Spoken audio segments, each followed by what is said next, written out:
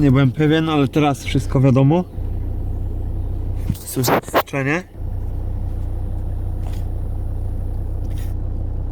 Po wciśnięciu syczenie ustaje. Syczenie jest dalej cały czas. Czyli do wymiany całe serwo.